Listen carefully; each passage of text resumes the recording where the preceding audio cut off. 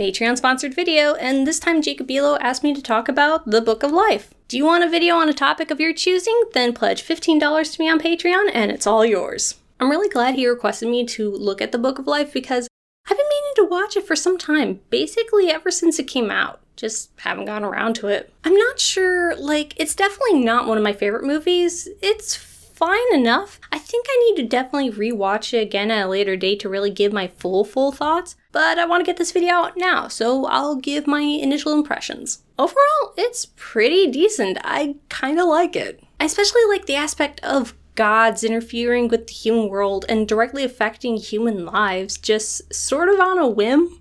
Only because I know Greek mythology a little more, it feels so Greek mythology. Where the gods aren't necessarily all good, they kind of just mess with the humans, just because they get bored. Although I guess in this case it's because one wants to rule over the remembered dead. My memory's so bad, I'm already forgetting the terminology. I think one of my favorite things of this whole movie is that the two gods, they fight and they're opposed in, majority of the movie, but they still love each other.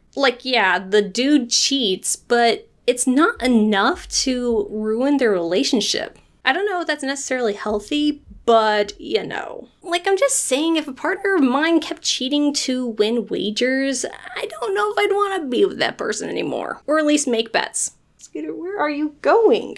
And I also kind of like how the gods interfere with, the big battle at the end. You could argue, why do they care? The people involved are just happen to be some of those who were involved in their bet. But then thinking about it, I don't know, maybe they hate the gang of bandits because, the one guy stole that one god's badge. Medal, badge, the same thing. It's kind of yeah, we've got common enemies, so let's rough them up.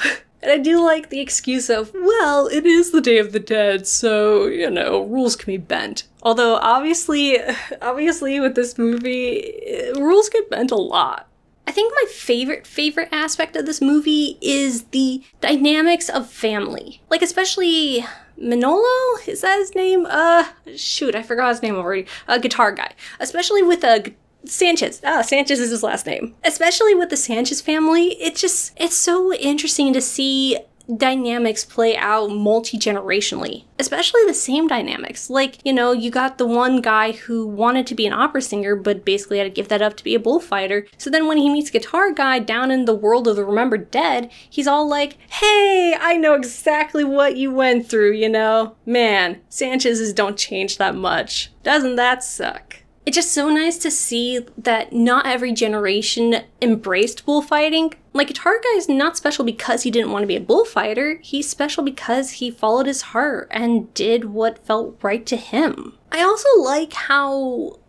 Shoot, what's his name? Joaquin. Okay, I know his name. I also like how Joaquin got to be the antagonist, be pretty hateable for a good chunk of the movie, but then justifiably feel redeemed at the end. I really feel like he learned his lesson. He learned not to be selfish and how to be a real hero. I'm really glad for it because I wanted to like Joaquin. I didn't want him to just be the villain and that's that. I wanted him still to be friends with Maria and Guitar Guy. I swear his name's Manolo, but I don't know.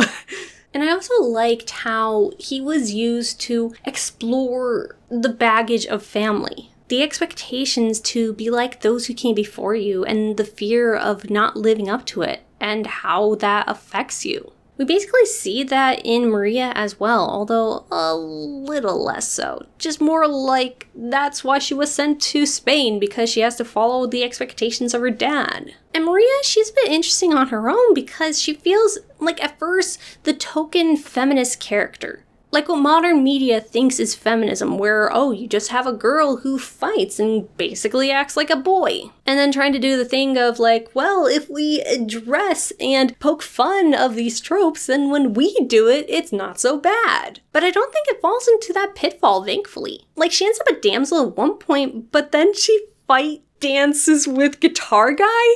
She's actually instrumental in rescuing herself. That's not something that a lot of empowered modern damsels get to do. Still, I guess one of the things that hold me back from really loving this movie is I don't care. I don't like love triangles. I don't know, I think I've just seen so many that by default, I don't care for them. Like, I can't get invested in them anymore. And it sucks because I think if I didn't have that, then I might like this movie a bit more. But that's more of a me thing. On the whole, pretty good movie. Not my favorite, but pretty decent. Thanks again to Jacob Belo for sponsoring this video. Thank you all for consuming this video, and until next time.